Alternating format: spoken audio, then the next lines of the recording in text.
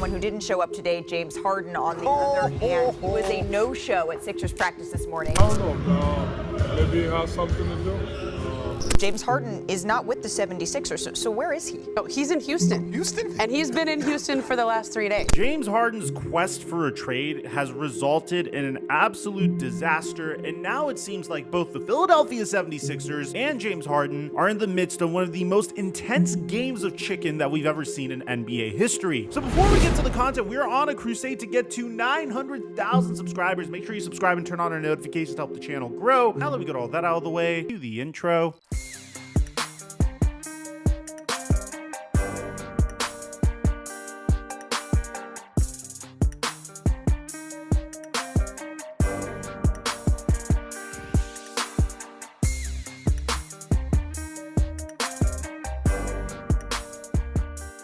Ladies and gentlemen, every time PrizePicks has done this, it's practically been free money for us. For the opening weeks of the NFL season, we've had a lot of success on PrizePicks. I've been showing you guys my picks on Instagram, and I post my picks there for free consistently at TheFlightMike. And typically, you need to at least make 2 correct picks in order to make money. But in this case, PrizePicks is giving us a free Steph Curry square. Steph Curry only needs 1 point in order for his square to convert. So we just need to get 1 pick right at minimum to make money here. So if you're an NFL fan, I'm looking at Tyreek Hill scoring a touchdown versus the Philadelphia Eagles. And if you're an NBA fan, I'm looking at Michael Porter Jr. to grab more than 5.5 rebounds. Make sure you use my promo code microphone to get a $100 deposit match when you sign up at PrizePicks. This is easily my favorite promo of the year. We've had a lot of success with it in the past. I'm going to show you additional picks on my Instagram story. And thank you, PrizePicks, for the sponsor. Mic check 1 2 1 2. What's going on, everybody? In my opinion, I don't think there's a person that has ever done more for another human being than what Daryl Morey was able to do for James Harden's career. I mean, this was quite literally a man that said this about James Harden. But I don't think they realized James Harden was as good as he is now, right? That's correct. To be fair, I don't know if anyone did. We put all our assets in to trade for him, but no one could anticipate he'd be the best player in the world. Like, Why did you put all your assets? Why him?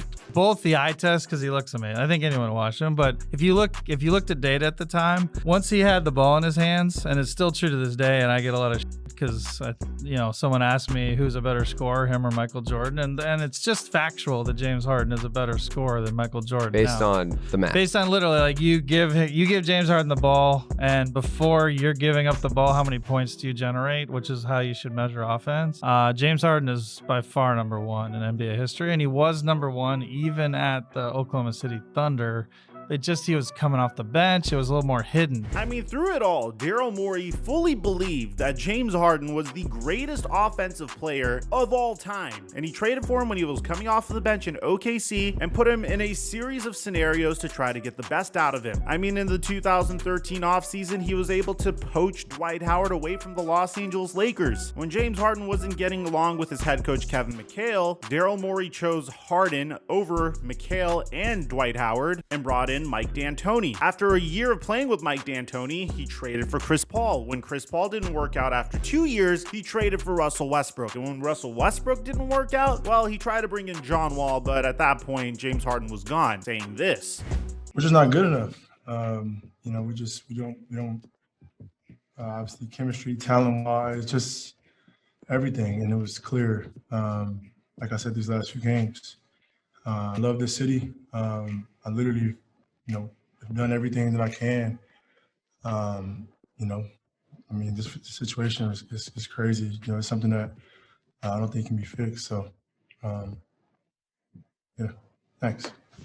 Eventually, the stars would align for James Harden the most negative way possible. I understood his trade demand from the Houston Rockets to the Brooklyn Nets. I thought his trade demand from the Houston Rockets to the Brooklyn Nets was noble. The Houston Rockets quite literally offered him a $50 million a year Supermax extension. You would just have to go through some crappy years where you had no chance of contending at all whatsoever. But you still were making $50 million a year in Texas, where there's no state income tax. If there's ever an opportunity to maximize your your earning potential, that would have been it. But James Harden wanted to compete for championships. He wanted to be traded to the, at the time, very weak Eastern Conference. He wanted to form a super team with Kyrie Irving and Kevin Durant. To be honest, at that point, I actually sympathized with him. I felt like he was making the right decision. I felt like he's made enough money. So if you wanted to take a little bit of a pay cut to maximize your chances of winning a championship at that point, I would understand. But then things would get way worse for James Harden. Once again, James Harden would quit on his brand new team, the Brooklyn Nets. Now, I don't want to say this is 100% James Harden's fault. There's a lot of explosive and spicy elements there, and there's a lot of alleged reasons as to why James Harden wanted out, from Kyrie Irving potentially being a distraction, to the fact that they all played musical chairs with their injuries, to the fact that Kyrie Irving got injured at the worst possible time during the playoffs, to the fact that James Harden was playing on an injury that he should not have been playing on at all whatsoever, to the fact that there were rumors that he didn't like his role in the offense. For whatever reason, when the opportunity came for him to have his cake and eat it too, reunite with Daryl Morey, but also play on a competitive Eastern Conference team, you best believe that James Harden was going to take that opportunity. And when he got traded from the Brooklyn Nets to the Philadelphia 76ers, I said, this is it. There's no way that James Harden would ever want to go to another team. His general manager gets him. It's proven to James that he would do whatever it takes to build a competitive team around him. And he currently has a competitive team around him. They understand who he is. I mean, after they got knocked out of the 2022 NBA playoffs, when James Harden's only had a couple of months to play with the Philadelphia 76ers, Joel Embiid said himself that he's not expecting the James Harden of old. You know, since we got him, everybody expected the Houston James Harden, but that's not who he is anymore. And that summer, James Harden made another huge sacrifice that I applauded, that I firmly stood there and said that this is a guy that is doing whatever he possibly can to win a championship by taking a very minor pay cut. Like the fans, man, it's like, just appreciate the support and love, and you know, I mean, it's just definitely a difficult time, but for me, it's just trusting, you know, people that you've known over a decade. And, you know, when I got traded here, my whole thing was I wanted to retire a Sixer. You know what I mean? Like, I wanted to be here and retire a Sixer. And the front office didn't have that in their future plans. You know what I mean? Now, at this point, I want to say over and over and over again, James Harden is a very good basketball player. He is no longer the player he was in Houston, and it's not necessarily a bold take at all whatsoever. James Harden's not averaging 36 points per game to go along with 7 assists per game while shooting 37% from 3 and attempting 13 threes per game, but he's still shooting 39% from 3 while attempting nearly half of those threes. He averaged a near career high in assists per game this past year, 11 assists per game. He averaged 21 points per game. He reinvented himself and his game in order to mesh with the Philadelphia 76ers. And he's still offensively one of the best players in the NBA, at least statistically speaking. If you look at his OBPM during the time that he's been with the Philadelphia 76ers, it's at a 5.1. Even defensively, he's been a very solid player, but his VORP is a 4.0. To give you an idea, Klay Thompson has only had a VORP of 4 once, and that was during the 2014 to 2015 season with the Warriors. This is all of Klay Thompson's recent VORPs. But the difference between James and Klay is that Klay was a very vital component of one of the most prolific championship dynasties that we've ever seen. And James Harden has been struggling consistently to win a championship. And this is where the debate begins. Because last offseason, James Harden took a huge pay cut, agreeing to only get paid $35 million, with a player option that would also pay him as such. With this money, the Philadelphia 76ers brought in PJ Tucker and Daniel House. But apparently, James Harden was under the impression that the year after, he was going to get paid substantially more, which in theory doesn't make a lot of sense if you think about it, but this resulted in a huge dispute with Daryl Morey. So much so, once again, James Harden wants to be traded, this time to the Los Angeles Clippers. This time, the situation is vastly different, as James Harden is now 34 years old. And this is where it becomes very problematic, because James Harden has been demanding a trade for a very long time now, and the issue isn't necessarily the fact that the Sixers don't want to trade him. It's more the fact that the Clippers don't want to give up assets to trade for him. So in the past, James Harden has made it abundantly clear that he is going to make things very uncomfortable for the Philadelphia 76ers if he doesn't get traded. And it appears as though that time has officially come. Because today when practice came along, James Harden was nowhere to be found. This is what Joel Embiid had to say about it, which in my opinion is very comical. I don't know. Maybe it has something to do. Now, I think the head coach of the 76ers had the right idea here in regards to what the approach should be. Good effort by the guys, good focus, good spirit, you know. So just, it's my answer, man. He's here we go. He's not here we go. A surprise that he wasn't here today, just given that he has. Yeah, I mean, yeah, from the last discussions that I've had with him and from everybody, yeah, it was a little bit. Is the expectation still that you guys expect him to play Friday against Atlanta? Yeah, I'm still going on what he said the last time we talked to him. He said that he was going to ramp up and get ready to play Friday, so we'll see how it goes. Yeah.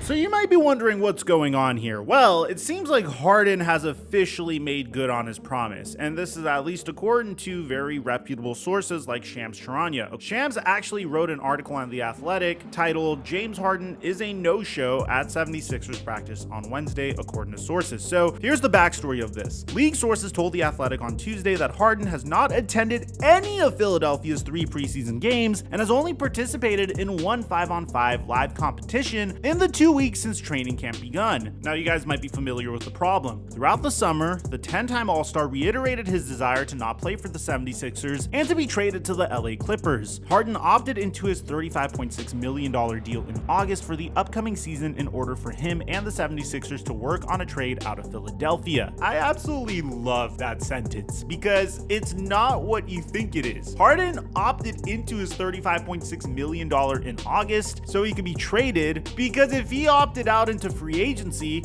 nobody would sign him. Nobody. He would want way too much money, and there was no market for a player like him. And that's not to say he's not talented. It's the fact that he's getting paid very, very well for a player his age. And the only person that he has to blame at this point for not making enough money, at least by his standards, is himself. If you wanted to make money, you should have stayed on the Houston Rockets. You should have signed the Supermax contract and then demand a trade, which is what Damian Lillard tried to do recently. But recently, general managers and owners around the league have caught on to this shtick, and they're trying to put a stop to it, partially because of players like James Harden. He completely fumbled this situation. He would have been able to do it so early that he could have essentially signed the Supermax contract, got traded to the Brooklyn Nets, and then eventually maybe the Philadelphia 76ers, or maybe the contract would get in the way of some of that. I don't know. The point being that if he really wanted money, the opportunity to make more money was there. It's his own fault that he's in this situation, and there's no one that's going to sign him to a fresh max contract. Now, tensions escalated as a result of the Sixers not being able to work on a trade out of Philadelphia when James Harden called the president of basketball operations, Daryl Morey, a liar while speaking at a marketing event in China after the 76ers decided to end trade talks. Harden vowed to never be a part of an organization that Morey's a part of. I'm sure you guys have seen this insane clip at this point. Daryl Morey is a liar,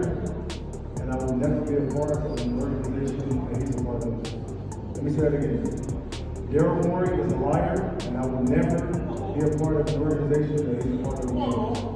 And I hope you guys could all appreciate how absurd this clip is. I mean, James Harden is quite literally going into China, a place that absolutely despises Daryl Morey, and he's essentially saying, yeah, Daryl Morey, I hate that guy too, with all the people that hate him. So the NBA subsequently launched an inquiry into Harden's comments because it's really shady that he's even proposing these terms. You're not allowed to go to a player and say, hey, we're gonna pay you less this year, but you play for us for a low contract this year, and next year we're gonna pay you a little bit more. That's a shady deal that goes behind closed doors that historically teams like the Minnesota Timberwolves got punished for as a result of what happened to Joe Smith. You're not allowed to do that. James Harden would lose more money as a result of this, where he would get fined $100,000, which brings us to where we are right now. James Harden has not been present with the 76ers since Sunday, missing a shoot-around and Monday's preseason win over the Brooklyn Nets after he did not travel home with the team. It's unclear when and if Harden will return to the 76ers team activities as he awaits a trade. His absence from practice comes one day after The Athletic reported the 76ers and the Clippers remain engaged in talks surrounding a trade for the star guard. They are engaged in talks, but it's very much like one person calling the other and saying, hey, did you change your mind on our offer? Yes, no, maybe so. Very similar to what the Miami Heat had going on with Damian Lillard. I don't think a trade's gonna happen because Daryl Morey has way too much pride to give up an asset without getting an adequate return, as you should be. This has been the recent issue in the NBA. So far, here's what's going on. Adrian Wojnarowski gives us an update on the potential trade with the Clippers, where he says that teams have talked in recent days, but a sizable gap remains in the 76ers and Clippers negotiations on a James Harden trade, sources tell ESPN. There's been little movement for months on a deal. Apparently, the reason why this trade has been such a disaster is because the Clippers don't want to give up Terrence Mann and additional draft capital for James Harden, which makes sense considering the fact that he just turned 34 years old. He's probably going to stamp his feet and beg for a contract extension, a max contract extension. They're not going to be able to sign him to such a deal. I mean, you got to look down the line here. If you're giving up tremendous capital for a player, you have to really sit down and think about what your future for this team is going to look like with that player. And in the case of the Los Angeles Clippers, they're definitely staring down a possibility of having James Harden for like a year, maybe, or even less before they inherit the disaster that the Philadelphia 76ers inherited. Think about it this way. James Harden is on a competitive team